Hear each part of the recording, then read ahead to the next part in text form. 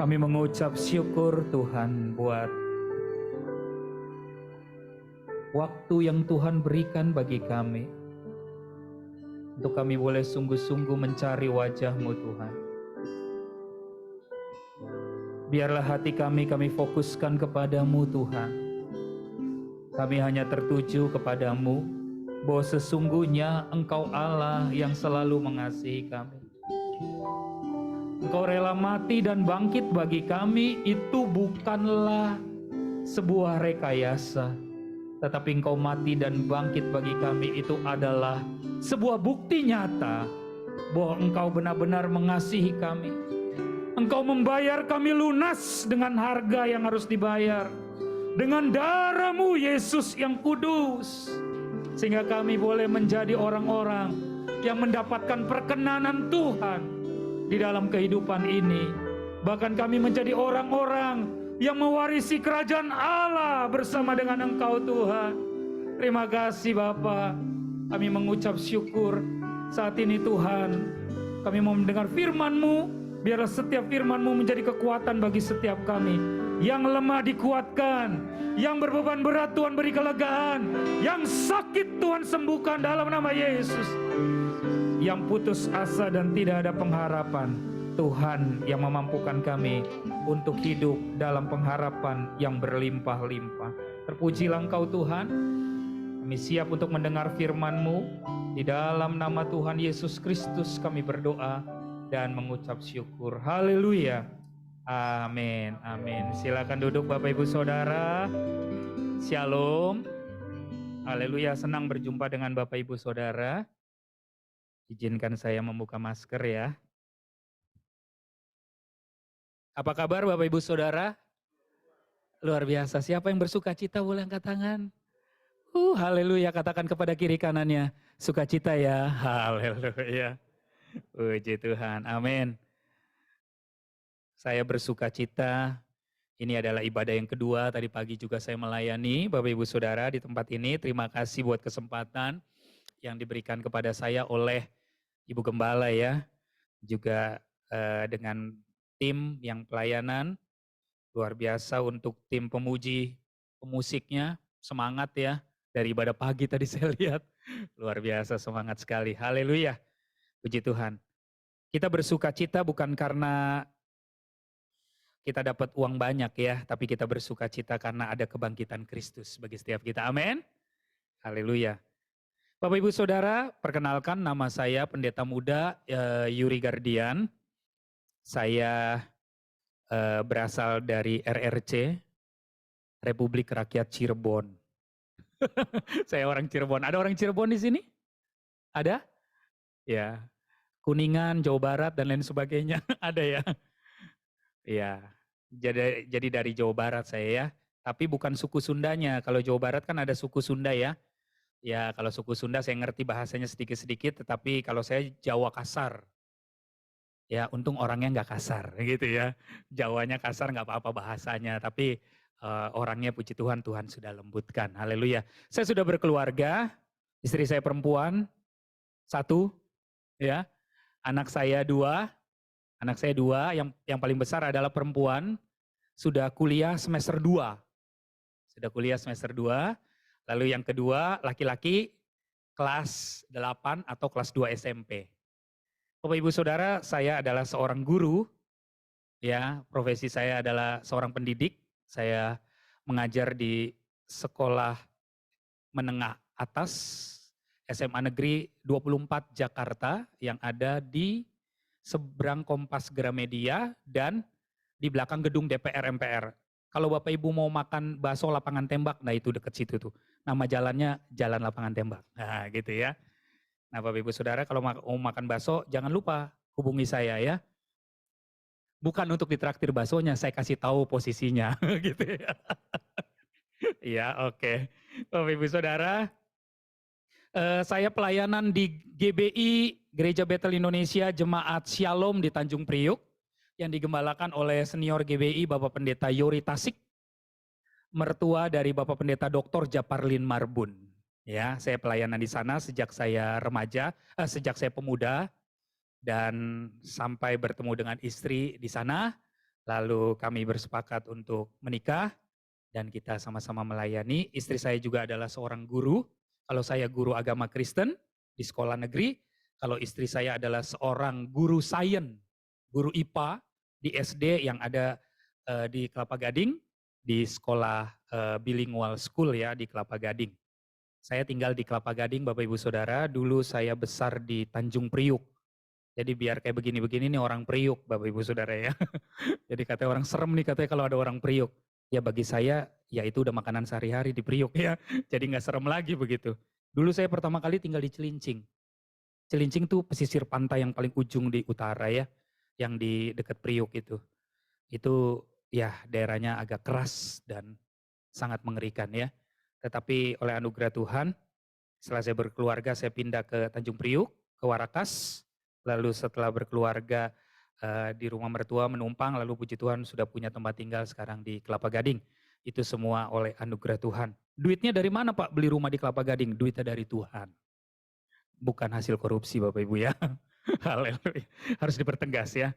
Oke, kita buka Alkitab kita, itu perkenalannya ya. Nanti selebihnya kita bisa, kapan ada waktu kita bisa ngobrol. Mari kita buka Alkitab kita, 1 Korintus pasalnya yang ke-15, ayat 1 sampai dengan ayatnya yang ke-4. 1 Korintus pasalnya yang ke-15, ayat 1 sampai dengan yang ke-4, saya akan bacakan buat Bapak Ibu Saudara semua. 1 Korintus 15 ayat 1 sampai 4. Kebangkitan Kristus. Dan sekarang saudara-saudara, aku mau mengingatkan kamu kepada Injil yang aku beritakan kepadamu dan yang kamu terima dan yang di dalamnya kamu teguh berdiri. Oleh Injil itu kamu diselamatkan asal kamu teguh berpegang padanya seperti yang telah kuberitakan kepadamu. Kecuali kalau kamu telah sia-sia saja menjadi percaya. Sebab yang sangat penting telah kusampaikan kepadamu, yaitu apa yang telah kuterima sendiri, ialah bahwa Kristus telah mati karena dosa-dosa kita, sesuai dengan kitab suci, bahwa ia telah dikuburkan, dan bahwa ia telah dibangkitkan pada hari yang ketiga, sesuai dengan kitab suci. Amin. Yang berbahagia ialah kita yang membaca firman Tuhan, merenungkannya, dan mempraktekannya dalam hidup kita sehari-hari. Amin Bapak Ibu Saudara. Bapak Ibu Saudara, tema firman Tuhan pada saat ini adalah kebangkitan Kristus, momentum kebangkitan orang percaya. Kebangkitan Kristus, momentum kebangkitan orang percaya. Bapak Ibu Saudara, peristiwa apa yang menjadi momen penting atau berarti dalam kehidupan saudara? Kira-kira peristiwa apa? Maka saya ada di slide itu. Ada orang yang menganggap momen pentingnya adalah hari ulang tahun. Benar ya, walaupun hari ulang tahun itu selain bertambahnya umur, tapi juga berkurangnya umur, benar ya. Bertambah umur 1 tahun, berkurang juga umur sebenarnya 1 tahun. Ada orang yang menganggap penting hari pernikahan, yaitu wedding. Pernikahan. Ya, di mana khususnya anak-anak muda menemukan pasangan hidup, teman hidup, lalu dengan bangganya di gereja berkata menjalani ya, lalu diberkati sambil menyanyi teng teng teng teng gitu ya. Bapak Ibu ya, nyanyinya begitu kan ya. Teng teng teng teng. Nyanyinya kan bukan nyanyi yang lain kan? Kalau di gereja masa nyanyinya ting teng tung ting teng teng kan enggak begitu ya. Itu si unyil ya. Nah, Bapak Ibu Saudara, ada orang yang menganggap pernikahan adalah momen yang penting. Tapi ada juga orang yang menganggap ketika saya dapat rumah baru, menempati rumah baru, itu momen yang penting. Ya, kenapa? Harga rumah di Jakarta mahal. Gitu kan? Kalau bisa punya rumah di Jakarta, keren. Gitu ya. Teman-teman saya, para guru itu, yang ngajar di SMA 24, saya tinggal di Kelapa Gading, tapi ngajarnya di Palmerah, jauh banget ya. Ya karena di sana belum ada gurunya, jadi saya ditugaskan ke sana, puji Tuhan. Saya jalani aja. Bapak Ibu Saudara, teman-teman saya ada yang jauh. Ada yang tinggalnya di Tangerang, ada yang tinggalnya di Parung Panjang, ada yang tinggalnya di mana Bekasi Narogong sana Bapak Ibu Saudara. Bayangin harus pergi ke situ. 6:30 harus masuk. Dari rumah 4:30 udah berangkat. Jauh sekali Bapak Ibu Saudara. Dan mereka berkata, nyari rumah di Jakarta susah Pak. Maka kami beli rumah di sana. Gak apa-apa kami yang berkorban. Ada momen-momen seperti itu. Mereka merasakan bahwa punya rumah itu senang. Ada orang yang berkata, kalau saya dikasih mobil baru. Dapat pekerjaan baru, jabatan baru, promosi baru, itu adalah momen yang berharga dalam hidup saya. Itu tidak salah sih Bapak Ibu, tidak ada yang salah. Tetapi tahukah Bapak Ibu Saudara bahwa ada momen yang paling berharga dalam hidup orang percaya, yaitu ketika peristiwa kematian dan kebangkitan Kristus. Kematian dan kebangkitannya adalah bukti nyata kasih dan pengorbanannya bagi setiap kita. Amin. Saudara boleh nggak punya rumah, saudara boleh nggak punya mobil, saudara boleh nggak punya harta yang mewah dan lain sebagainya. Tapi kalau kematian dan kebangkitan Kristus, engkau responi dengan baik dan engkau mengatakan, Tuhan engkau telah mati dan bangkit bagiku. Maka itu adalah sebuah peristiwa yang sangat berharga dalam hidupku. Amin. Bapak Ibu Saudara, kita akan belajar di sini. Rasul Paulus menulis kepada jemaat yang ada di Korintus. Rasul Paulus berkata apa? Di ayat yang ketiga dan ayat keempat Rasul Paulus berkata demikian. Sebab yang sangat penting telah kusampaikan kepadamu, yaitu apa yang telah kuterima sendiri. Apa itu? Bahwa Kristus telah mati karena dosa-dosa kita sesuai kitab suci. Rasul Paulus menyampaikan kepada jemaat yang ada di Korintus bahwa memang Yesus telah mati sesuai kitab suci. Jadi nggak ngarang-ngarang Rasul Paulus nulis ini Bapak Ibu Saudara. Rasul Paulus nulis ini bahwa Yesus mati untuk dosa-dosa kita. Untuk dosa-dosa dirinya. Untuk dosa-dosa orang percaya dan murid-murid Tuhan pada waktu itu. Karena itu kebangkitan Kristus merupakan momentum yang sangat penting. Peristiwa, momen yang paling berharga bagi setiap kita orang percaya. Kita mau belajar pada saat ini tentang prinsip kebenaran firman Tuhan dari kebangkitan Kristus sebagai momentum kebangkitan orang percaya. Mari kita lihat 1 Korintus 15 ayat 13 sampai dengan ayat 15. 1 Korintus 15 ayat 13 sampai 15. Saya akan bacakan. Kalau tidak ada kebangkitan orang mati, maka Kristus juga tidak dibangkitkan. Tetapi andai kata Kristus tidak dibangkitkan, maka sia-sialah pemberitaan kami dan sia-sialah juga kepercayaan kamu. Lebih daripada itu, kami ternyata berdusta terhadap Allah. Terhadap Allah karena tentang Dia kami katakan bahwa Ia telah membangkitkan Kristus, padahal Ia tidak membangkitkannya. Kalau andai kata benar bahwa orang mati tidak dibangkitkan, Bapak Ibu Saudara, ayat 13 sampai ayat 15 kalau kita melihat bahwa bagaimana kebangkitan Kristus itu sebenarnya di sana digambarkan bahwa suatu hari kita pun akan mengalami yang namanya kebangkitan Bapak Ibu Saudara. Amin. Maka di sini kita akan belajar sebuah prinsip kebenaran tentang bagaimana kebangkitan Kristus itu menjadi momentum kebangkitan diri kita sebagai orang percaya. Yang pertama, kebangkitan Kristus itu menjadi momentum kebangkitan iman bagi setiap kita. Amin. Iman kita jadi bangkit, iman kita jadi kembali bersemangat Bapak Ibu Saudara. Kenapa? Karena kita tahu Yesus mati, tapi Dia bangkit. Amin. Itu sesuai kitab suci. Alkitab katakan bahwa Yesus bangkit itu bukanlah sebuah omongan-omongan orang. Tapi Yesus bangkit adalah bukti yang sudah dituliskan oleh kitab suci. Maka iman percaya kita tidak sia-sia. Amin. Alkitab berkata jika Yesus tidak dibangkitkan maka sia-sialah iman percaya kita. Maka saudara dan saya imannya tidak sia-sia. Kenapa? Karena kita percaya kepada Yesus. Dia adalah Tuhan yang hidup. Amin. Semua percaya kita adalah percaya kepada Tuhan bahwa Tuhan adalah Allah yang hidup. Amin. Yang percaya boleh angkat tangan saudara. Mari kita berikan tepuk tangan buat Tuhan. Haleluya. Kebangkitan Kristus menjadi momentum kebangkitan iman orang percaya. Ketika Kristus bangkit, kita tahu momentum ini harusnya merefleksikan kepada diri kita supaya iman kita makin bangkit. Amin. Saudara, semasa pandemi kurang lebih hampir 3 tahun ini, semua sistem berubah secara online. Betul ya? Saya ngajar di sekolah pun pakai Zoom. Tapi karena Zoom awalnya tidak berbayar, lalu lama-lama jadi berbayar, akhirnya kita pindah ke Google Meet, GM, yang gratis. Tapi katanya sekarang GM juga cuma 1 jam kalau nggak salah ya. Harus berulang-ulang lagi masuknya dan lain sebagainya. Bapak Ibu Saudara, seringkali pada zaman pandemi itu, akhirnya kita mau tidak mau terpaksa harus di rumah, benar nggak? Ibadah kita harus online, betul nggak? Ibadah kita. Terbatas nggak Bapak Ibu Saudara? Terbatas. Ya, terbatas. Bersyukur kalau masih ada orang yang punya waktu untuk beribadah walaupun secara online, betul ya? Puji Tuhan. Tapi jangan sampai itu melunturkan iman kita kepada Tuhan Bapak Ibu Saudara. Ya, melunturkan iman kita. Bayangkan Bapak Ibu Saudara, saya ngajar di sekolah pakai online, ibadahnya pakai Zoom. Saya main gitar sendiri, saya yang nyanyi, anak-anak yang mimpin, ya. Karena anak-anak ada beberapa yang tidak punya gitar. Udah pakai Zoom aja. Enak gak sih? Nggak enak sebenarnya Bapak Ibu Saudara. Tetapi itu jangan melunturkan iman kita gitu loh. Ya, kita harus yakin bahwa Tuhan telah menyertai kita sekalipun masa pandemi, maka sekalipun pakai Zoom atau Google Meet, tetap harus semangat beribadahnya. Amin. Iman kita tetap harus yakin bahwa Tuhan itu Allah yang setia, Allah yang selalu menyertai kita. Dalam situasi apapun Bapak Ibu Saudara, iman kita ini saat ini sedang diuji, benar nggak?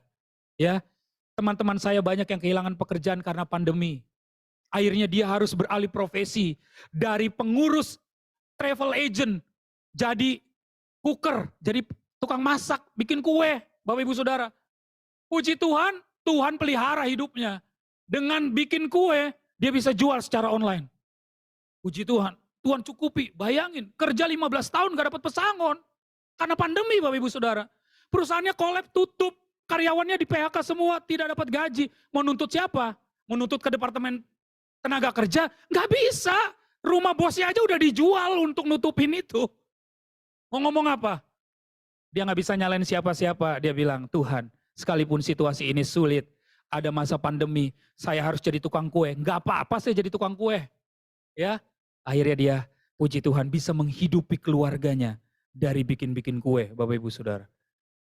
Yang penting iman saya tidak luntur sama Tuhan. Itu yang saya merasa luar biasa dari teman saya ini. Saya harus tetap bergerak karena saya tahu Kristus telah menyelamatkan saya. Kebangkitannya harus membangkitkan iman saya supaya iman saya maju. Amin. Bapak Ibu Saudara, apapun yang kita alami hari-hari ini. Mungkin kau ibu rumah tangga biasa. Sulit Pak hari-hari ini, aduh gak cukup biaya hidup. Betul. Saya sendiri tinggal di Kelapa Gading, berat biaya hidup. Terus terang Bapak Ibu Saudara, berat ya. Tetapi ya kita belajar mencukupkan diri dengan apa yang ada. Segala kuliner ada di sana. Kalau kita nggak bisa tahan mata sama mulut kita, dan nggak bisa tahan dompet kita, keluar terus ya. Apalagi ada GoFood, GrabFood, wah enak banget ya kan, cari yang promo. Bapak Ibu Saudara, situasi sesulit apapun, jangan melunturkan iman kita sama Tuhan. Karena Dia yang telah menyelamatkan saudara. Amin. Menyelamatkan setiap kita. Iman kita menjadi dasar atau landasan bagi kita untuk tetap percaya kepada Tuhan. Ini yang pertama. Yang kedua Bapak Ibu Saudara. Yang kedua, 1 Korintus 15 ayat yang ke-19. Jikalau kita hanya dalam hidup ini saja menaruh pengharapan pada Kristus, maka kita adalah orang-orang yang paling malang dari segala manusia. Bapak Ibu Saudara, hal yang kedua, prinsip kebenaran yang kedua dari kebangkitan Yesus sebagai momentum kebangkitan orang percaya adalah kebangkitan Kristus menjadi momentum kebangkitan pengharapan bagi orang percaya. Amin. Alkitab berkata, kalau cuma di bumi ini saja kita berharap sama Tuhan, kita menjadi orang yang paling malang. Tetapi pengharapan kita bukan hanya di bumi, tapi nanti ketika kita sampai kepada kekekalan. Amin. Siapa di sini yang mau masuk surga? Angkat tangan. Oh, salah pertanyaannya. Siapa di sini yang yakin masuk surga? Salah saya. Ada? Nggak yakin saudara? Waduh, ngeri juga ini. Saudara harus yakin bahwa saudara pasti masuk surga. Amin. Pak, saya banyak dosanya Pak. Lah terus itu Yesus mati buat apa? Buat dosa kita bukan? Saya pernah nanya anak murid saya, siapa di sini yang yakin masuk surga? Diam semua. Mengeningkan cipta semua. Karena nggak ada yang mau angkat tangan kan gitu. Saudara, Tuhan sudah menebus kita. Tuhan pasti masukkan kita dalam kerajaannya. Amin. Masalah keyakinanmu. Engkau berharap nggak sama Tuhan? Kalau cuma dalam dunia ini saja kita berharap sama Tuhan, kita tidak punya nilai kekekalan di dunia nanti, percuma kita ikut Tuhan Bapak Ibu Saudara. Dukun-dukun juga memberikan itu, benar gak?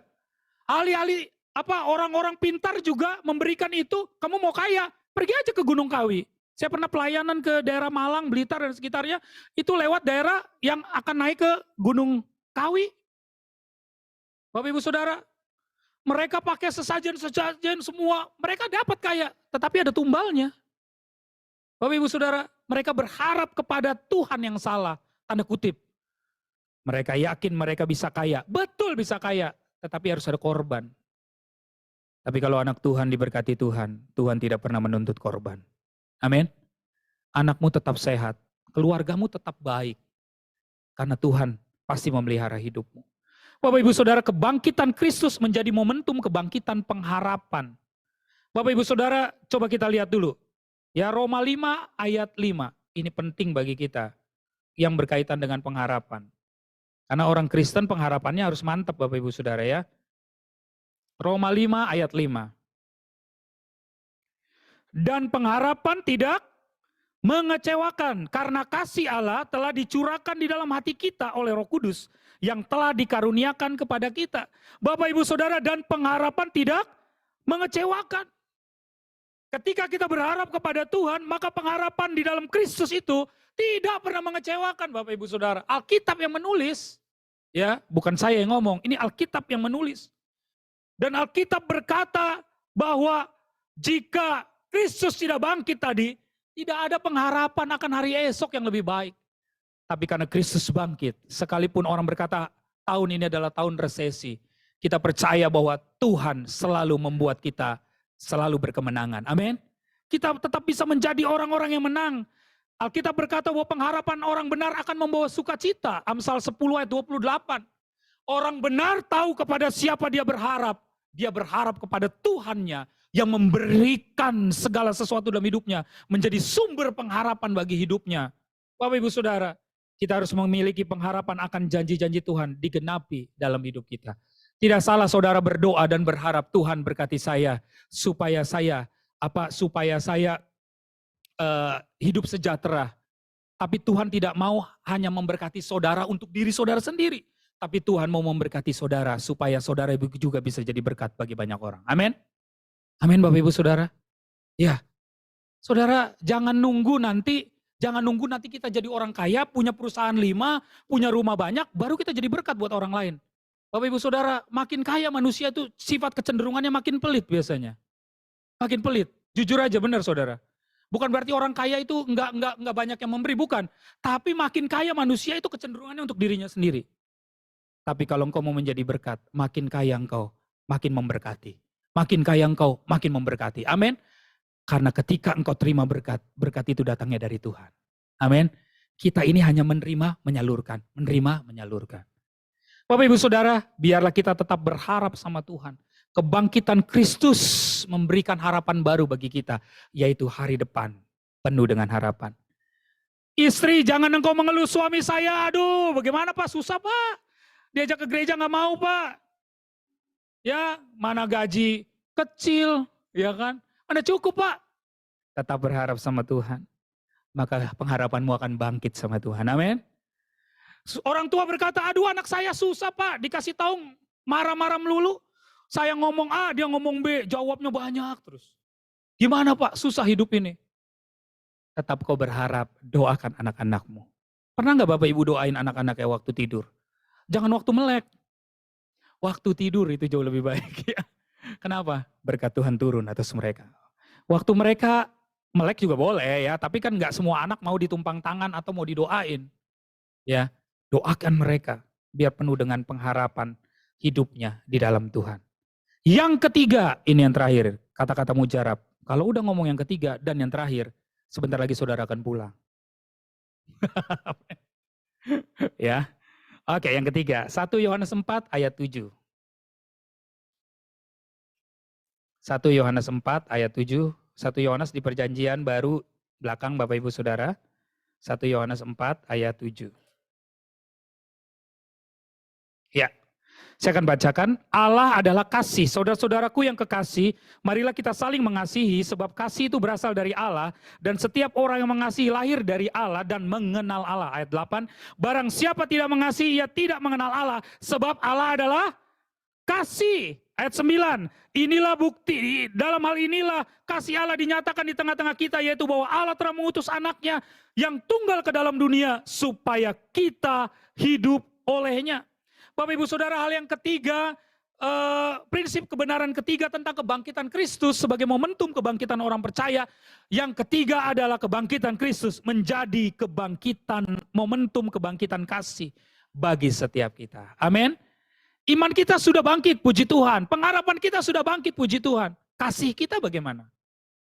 Karena iman, pengharapan, dan kasih tidak bisa dipisahkan, Bapak Ibu Saudara. Dan Alkitab berkata 1 Korintus 13 ya, dikatakan apa? Bahwa yang terbesar dari semuanya adalah kasih, Bapak Ibu Saudara. Saudara punya iman, saudara nggak punya kasih, percuma. Saudara punya pengharapan, saudara nggak punya kasih, percuma. Saudara punya kasih, punya iman, punya pengharapan, semuanya bisa berjalan seturut kehendak dan rencana Tuhan. Amin. Kebangkitan Kristus menjadi momentum kebangkitan kasih kita sebagai orang percaya. Alkitab berkata bahwa marilah kita saling mengasihi. Sama seperti apa? Marilah kita saling mengasihi sebab kasih itu berasal dari siapa? Dari Allah, dan Allah itu adalah kasih, Bapak Ibu. Ketika engkau mengasihi sesamamu, engkau sedang mempraktekkan kasih Allah dalam dirimu. Sebab Allah itu adalah kasih. Amin. Suami-suami, kasihilah istrimu. Jangan kasihilah istri tetanggamu. Ya, jangan ya. Memang rumput tetangga itu lebih hijau kelihatannya. Padahal sebenarnya layu. Ya, suami istri, ayo hormatilah suamimu. Tunduklah kepada mereka. Jangan tanduk mereka. Gaji pas-pasan, puji Tuhan, bersyukur, terima kasih Tuhan. Ya, nggak apa-apa, bersyukur. Bapak Ibu Saudara, istri saya kerja juga, seorang guru di Kelapa Gading, sekolah bilingual school. Akhirnya puji Tuhan anak-anak kami 2 di sana, ya lumayan lah menghemat biaya. Betul ya. Karena kalau enggak, mahal di Kelapa Gading. Mau nyari di mana gitu ya kan. Ya udah, ini sekolah Kristen, bilingual school juga, jadi basic Inggrisnya dapat, basic Mandarinnya dapat. Walaupun saya bisa ngomong Mandarin walaupun cuma sedikit nih, hao ma wo pu cetau gitu ya kan. Cuma begitu doang. Ya, tapi biar anak-anak saya biar bisa ngomong bahasa Inggris. Anak-anak saya dari kecil udah dilatih ngomong bahasa Inggris. Sekarang kalau ngomong bahasa Inggris sudah biasa, ya. Kenapa? Ya itulah kehidupan berjalan. Bapak Ibu Saudara, terus terang saja, gaji saya dan istri saya jauh lebih besar istri saya. Jujur, karena dia di sekolah swasta bilingual school. Saya di sekolah negeri guru honor, pendidikan agama Kristen. Puji Tuhan kalau tahun ini Tuhan sudah memberikan kesempatan bagi saya untuk naik menjadi guru yang P3K, gitu ya. Ya walaupun tidak dapat pensiun katanya nanti, ya nggak apa-apa ya. Yang penting ada perubahan lah ya. 20 tahun saya ngajar Bapak Ibu Saudara, guru honor saya ngajar 12 tahun. Ya kan?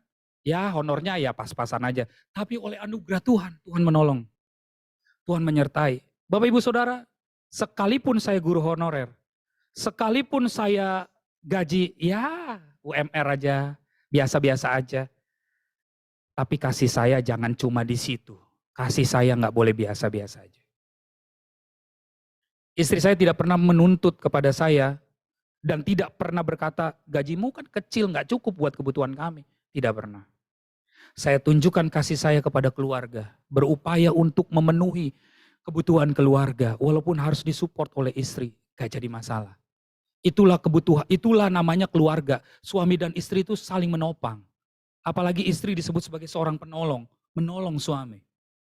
Bapak Ibu Saudara, berjalannya waktu, saya katakan Tuhan, saya harus jadi berkat lewat kasih saya. Puji Tuhan, Tuhan memberi saya kesempatan untuk saya ikut sertifikasi guru agama Kristen dan dapat tunjangan dari pemerintah. Begitu dapat tunjangan, saya bilang, Tuhan, ini bukan untuk diri saya karena pemerintah kasih saya gratis. Terus saya harus jadi berkat buat orang lain. Tuhan, saya mau jadi berkat buat siapa Tuhan? Selama 20 tahun ini saya ngajar jadi guru. Tapi saya hanya ngajar aja jadi guru. Tapi apa yang bisa saya berikan? Apa yang saya bisa berkati orang-orang di sekitar saya? Saya di bidang pendidikan Tuhan. Lagi saya bergumul Tuhan jawab doa saya. Saya ketemu dengan teman saya, Bapak Ibu Saudara. Saya ketemu dengan teman saya yang melayani sekolah prasejahtera. Disubsidi sama yayasan tertentu. Dan dia berkata, Pak Yuri, sekolah ini tutup Pak. Bulan Mei tahun 2021 tutup. Jadi kami udah gak sanggup membiayai Pak. Karena yayasannya bangkrut karena apa? Ya bukan bangkrut sih sebenarnya, ya dia udah mau melepas aja gitu. Tidak bertanggung jawab. Jadi ada 2 guru yang ngajar sekolah tersebut, sekolah PAUD, TK, A dan TKB itu udah kami keluarkan. Tempat kontrakan sudah kami tutup. Waduh, kok kemarin saya berdoa sama Tuhan, kok Tuhan kasih jawaban ya? Bagaimana saya mau jadi berkat buat sekeliling saya di dunia pendidikan. Terus saya bilang, Pak, bisa nggak sekolah itu kita bangun lagi, Pak? Jadi sekolah itu udah tutup bulan Mei tahun 2021, Bapak Ibu, lagi pandemi yang parah itu ya. Lagi sebelum virus Delta yang merajalela itu. Udah tutup itu. Saya ketemu teman saya itu bulan September. September pertengahan. Bapak Ibu Saudara, saya berdoa, saya bergumul, Tuhan, bagaimana Tuhan? Saya ingin jadi berkat, saya pengen sekolah ini buka lagi Tuhan. Bapak Ibu Saudara, saya berdoa, saya bilang, kalau dana ada sedikit-sedikit Tuhan dari sertifikasi ya gitu ya. Saya bilang, pasti bisa. Saya kalkulasi bagaimana, sewa kontrakan segini, buat gurunya segini Pak. Oke, bisa, jalan Pak. Wah, dengan iman saya bilang, Tuhan, saya percaya Tuhan pasti membuka. Dan saya percaya Tuhan pasti menolong. Untuk saya bisa menjalani ini untuk menjadi berkat bagi banyak orang. Puji Tuhan Bapak Ibu Saudara, ketemu bulan September pertengahan, Oktober tanggal 1 kita buka sekolah itu. Sekolah PAUD, pendidikan anak usia dini, TK besar dan TK kecil dan TK besar. Boleh dilihat ada gambarnya, nah ini dia PAUD-nya. Ini dia PAUD-nya. Gurunya 2, ya. Ini ngontrak Bapak Ibu Saudara, ngontrak. Saya yang bayar tiap bulan. Ini bukan untuk sok-sokan, bukan. Dari hasil pemerintah memberikan dana, saya alokasikan ke sana. Ya, Bapak Ibu, saya ngituin sekolah ini, saya ingin jadi berkat. Tahu Bapak Ibu Saudara ini sekolah ini bayarnya berapa? 50.000 saja 1 bulan. Karena orang tua mereka itu tukang buru cuci, tukang tukang ngangkut sampah gitu. Ya, 50.000 yang penting anaknya bisa sekolah. Dan sekolahnya ini bukan sekolah Kristen, sekolah umum. Kenapa saya mau ambil sekolah umum? Supaya bisa menjangkau banyak jiwa. Tidak saya Kristen kan, tidak, nggak boleh. Ini nasional saya bilang. Jadi orang tuanya saya kumpulin ketemu, banyak yang dari mereka. Saya bilang, Bapak Ibu jangan takut, ini bukan sekolah Kristen. Walaupun saya orang Kristen, tapi ini bukan sekolah Kristen. Sekolah ini harus buat anak Bapak Ibu. Saya berupaya ngatur manajemennya Bapak Ibu, karena membiayai 2 guru. Saya bilang, dulu sekolah ini pakai buku apa? Buku paketnya, buku paket Erlangga Pak. Wah Erlangga kan bagus penerbitnya. Saya bilang, ayo panggil penerbitnya, kita negosiasi. Bisa nggak bayarnya dicicil? Wah kan gitu ya. Ya maklum Bapak Ibu Saudara, ini kan nggak ada dananya kan. Bagaimana? Bisa nggak dicicil? Bisa Pak, berapa bulan? 3 bulan aja. Oh jangan 3 bulan dong, kalau bisa 6 bulan. Wah Pak 6 bulan mah kelamaan katanya gitu ya. Ya udah 5 bulan deh, 5 bulan. 5 bulan deal Bapak Ibu Saudara. Ya, Bapak Ibu Saudara, coba tampilkan lagi itunya tadi sekolahnya. Nah ini anak-anak belajar. Bapak Ibu Saudara, ini anak-anak ini orang tuanya tidak bayar uang pangkal.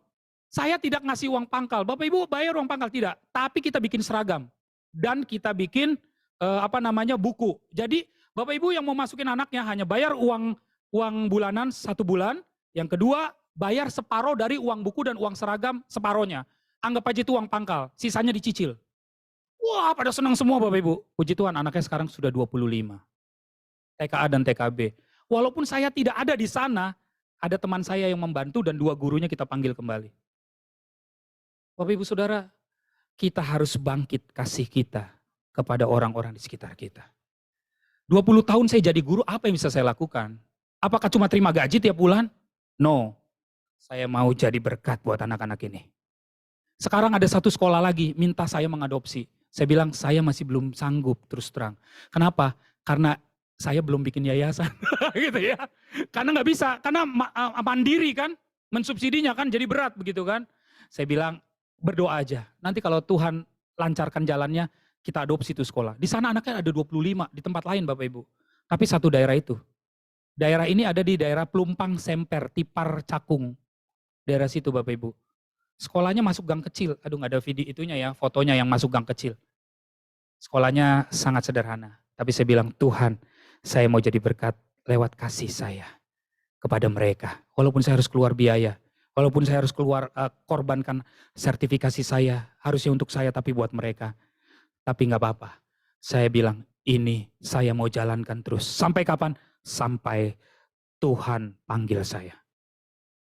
Kenapa? Karena ini harus jadi berkat buat banyak orang. Bapak Ibu Saudara, kebangkitan Kristus harusnya membuat kasih kita makin bertumbuh dalam Tuhan. Saya bukan orang kaya, walaupun saya tinggal di Kelapa Gading. Saya bukan PNS ASN yang udah puluhan tahun nanti dapat pensiun, tidak. tetapi dengan hati yang mengasihi Tuhan, kita bisa melakukan yang terbaik buat pekerjaan Tuhan. Doa saya buat kita semua, kebangkitan Kristus membangkitkan iman kita. Kebangkitan Kristus membangkitkan pengharapan kita. Kebangkitan Kristus membangkitkan kasih kita. Tuhan memberkati. Shalom. Mari kita datang sama Tuhan.